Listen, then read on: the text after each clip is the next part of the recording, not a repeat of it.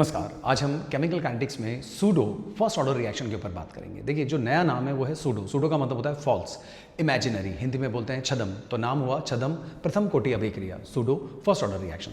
देखिए, इसके अंदर होता क्या है वो मैं आपको एक एग्जाम्पल से समझाने की कोशिश करता हूँ। चीज़ इंटरेस्टिंग है, समझने की कोशिश कीजिएगा।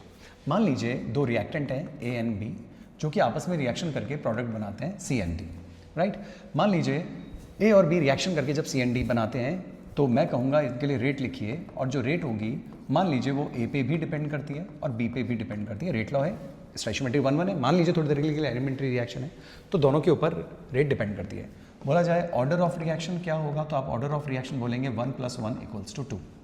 ओके, यहाँ तक बात स्मूथ चल रही है।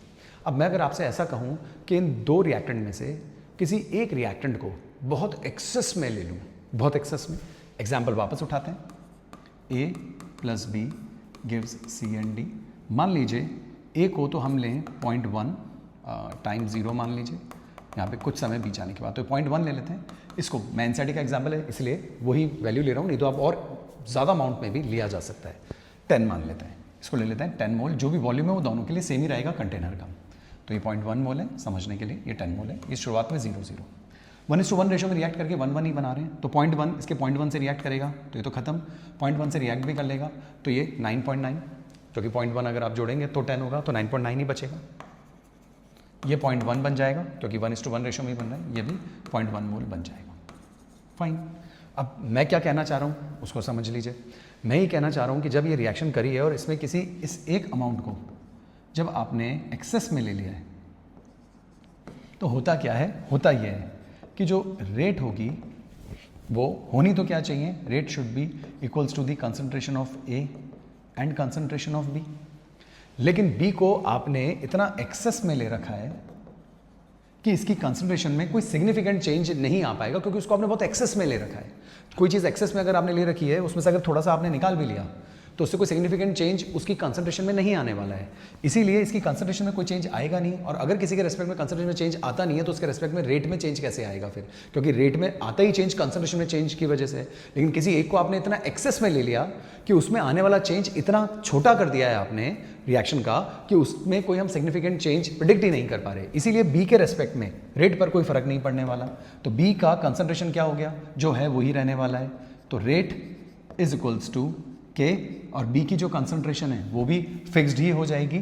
और अब केवल डिपेंडेंसी किस पे रहने वाली है, ए के ऊपर। अब क्योंकि ये दोनों मिलकर एक नया कांस्टेंट बना लेंगे तो rate will be equals to k concentration of A power 1, right. B की कंसंट्रेशन कांस्टेंट है और के डैश भी इस रिएक्शन का कांस्टेंट है, तो इन दोनों को मिलाकर हमने जो कांस्टेंट बनाया यही कांस्टेंट आपका रेट कांस्टेंट है। और इस रेट कांस्टेंट में दो चीज़ें इन्वॉल्व है। वो दो चीज़ें क्या क्या इन्वॉल्व है, के डैश इन्वॉल्व है and concentration of be involve है।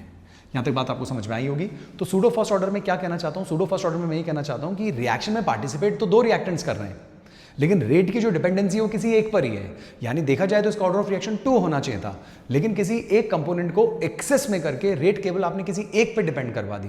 तो होनी ऑर्डर ऑफ रिएक्शन 2 चाहिए थी, पर डिपेंडेंसी किसकी एक के ऊपर आ रही है यहाँ पर, इसीलिए हम इसको कहते हैं सूडो फर्स्ट ऑर्डर रिएक्शन। होना तो सेकंड ऑर्डर रिएक्शन थी, लेकिन हो गई first order reaction, that's a pseudo first order reaction. अब एक्सेस में किसको किया जाए, आपकी मर्जी आए उसको आप एक्सेस में ले सकते हैं। ये एक एक्सपेरिमेंटल मेथड है, इसको परफॉर्म किया जाता है लेबोरेटरीज में, इसकी मदद से ऐसे न्यूमेरिकल सॉल्व भी किए जाते हैं। तो आपकी जिसकी मर्जी आए आप उसको एक्सेस में ले सकते हैं, लेकिन आप जिसको भी एक्सेस में लेंगे उसके कंसंट्रेशन कांस्टेंट रखनी है, और बाकी में वेरिएबल आएगा, रेट के साथ वेरिएशन आएगा। तो आप जिसको भी कांस्टेंट रखना चाहें आप रख सकते हैं। एक और रखेंगे कैसे, उसकी क्वांटिटी को एक्सेस में कर मैं एनसीईआरटी के एक एग्जांपल से आपको समझाता हूं, उससे आपको क्लियर होगा। और उससे पहले मैं आपको एक डे टू डे लाइफ के एग्जांपल से भी इसी चीज़ को समझा देता हूं, फिर हम एनसीईआरटी का एग्जांपल ले लेंगे। देखिए, डे टू डे लाइफ से अगर हम बात करें तो मान लीजिए किसी जगह पर आग लग गई, या कोई मतलब लकड़ियों का कोई एक लॉग पड़ा हुआ था, उस पर आग लग गई, राइट। पास में समंदर है, बीच पे ऐसा हो गया कि किसी लकड़ी के एक पर्टिकुलर बंच में या अमाउंट में आग लग गई, राइट। अब उसको बुझाने के लिए आपको समुद्र में से बाल्टी भरनी है और उसके ऊपर घेरना है, राइट, जैसे कि आग बुझ जाए।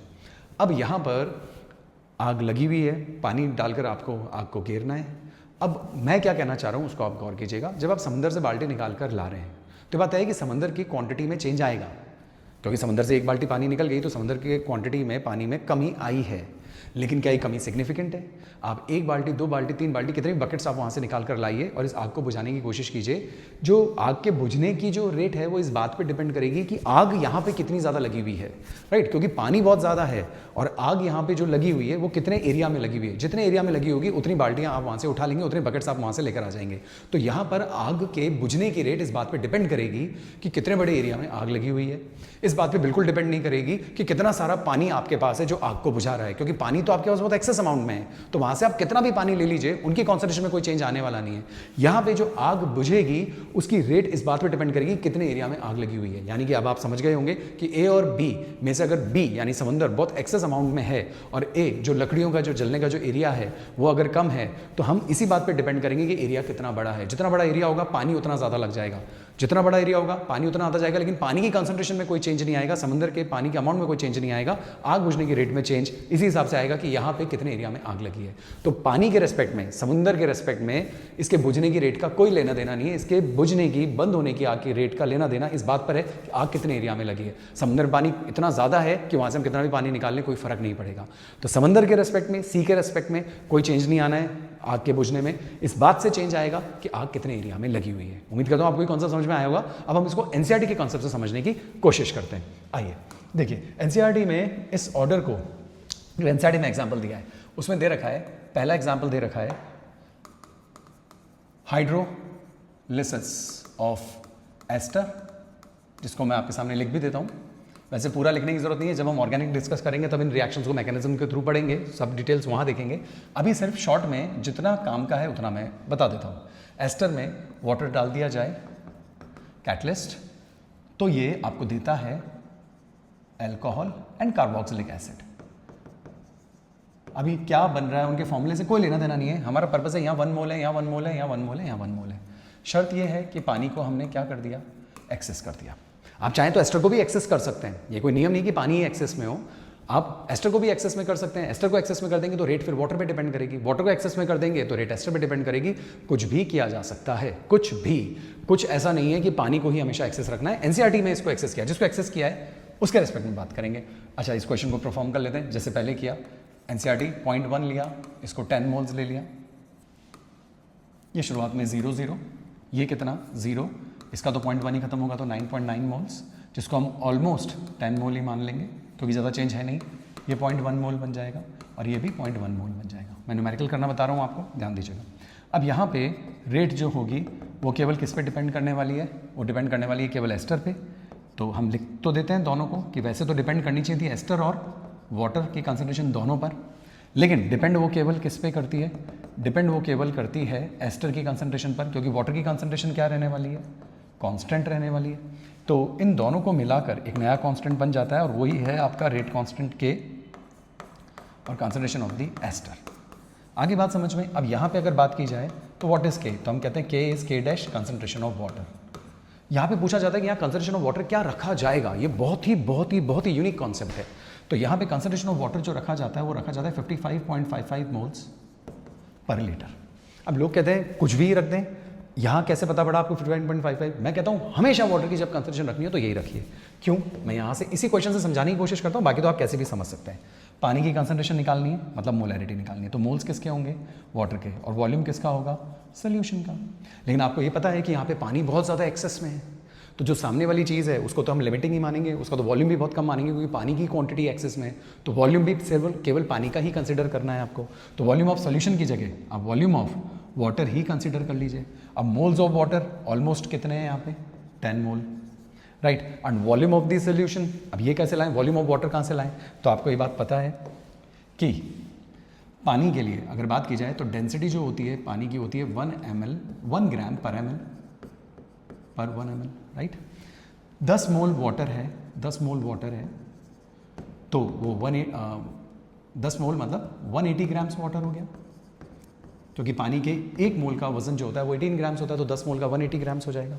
और क्योंकि डेंसिटी 1 होती है तो 180 gram is equals to 180 ml of water, true, right. तो यहाँ पे volume of the solution 180 ml, और ml को लीटर में चेंज करता है क्योंकि मोलैरिटी है, तो ऊपर 1000 कर देंगे तो ये हट के लीटर आ जाएगा, 0 से 0 आप हटा दीजिए, 1000/18 जब भी आप करेंगे 55.55 मोल्स पर लीटर ही आएगा, राइट। तो इस वजह से हम यहाँ पे पानी की जो कंसंट्रेशन रखते हैं वो 55.55 मोल्स पर लीटर रखते हैं। पानी यहाँ पे कितना भी आप एक्सेस में ले लीजिए, पानी के कितने भी मोल्स ले लीजिए, उसके हिसाब से जब आप इस कंसेप्ट से उसको सॉल्व करेंगे तो आंसर हमेशा 55.55 मोल्स पर लीटर ही आएगा। इससे रिलेटेड एक क्वेश्चन और भी आता है, वो है हाइड्रोलिसिस ऑफ सुक्रोज। सेम है, एग्जैक्टली सेम है, बस एस्टर की जगह सुक्रोज लिखना है, वाटर वही है, और यहाँ पर एक जगह ग्लूकोज और एक जगह फ्रक्टोज आ जाएगा। एग्जैक्टली सब कुछ सेम करना है। इससे यूनिक बात तो ये है कि एक बार एग्जाम में पूछा गया hydrolysis of ester in basic medium जो रिएक्शन होती है वो कौन सी ऑर्डर काइनेटिक्स होती है, मतलब क्या वो सूडो फर्स्ट ऑर्डर है या नहीं है, ऐसा एग्जाम में पूछा गया। प्रोडक्ट इसके कार्बोक्सिलिक एसिड सॉल्ट, ऑर्गेनिक में अच्छे से पढ़ेंगे, कार्बोक्सिलिक एसिड सॉल्ट, रेशो 1:1 है, आपको रेशो पे फोकस करना है, और साथ में अल्कोहल है।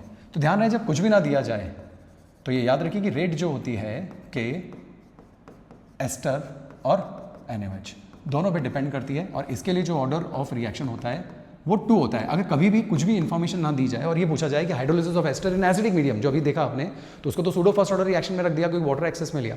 कभी भी ऐसे बोल दिया जाए कि hydrolysis of ester in basic medium और कुछ ना बोला जाए और पूछा जाए what is the order of reaction, किसी को एक्सेस वगैरह नहीं बताया जा रहा है, सीधा सीधा पूछा जा रहा है, तो आप यहाँ पर ऑर्डर ऑफ रिएक्शन 2 ही बोलेंगे। लेकिन अगर मैंने किसी भी एक कंपोनेंट को एक्सेस में कर दिया तो आप बात समझ गए होंगे कि उसके रेस्पेक्ट में कहानी खत्म हो जाएगी, फिर ऑर्डर ऑफ रिएक्शन 1 हो जाएगा। तो आप NaOH को एक्सेस में कीजिए, चाहे आप एस्टर को एक्सेस में कीजिए, किसी को भी आप एक्सेस में कर सकते हैं, उसके रेस्पेक्ट में रेट पे डिपेंडेंसी खत्म हो जाती है।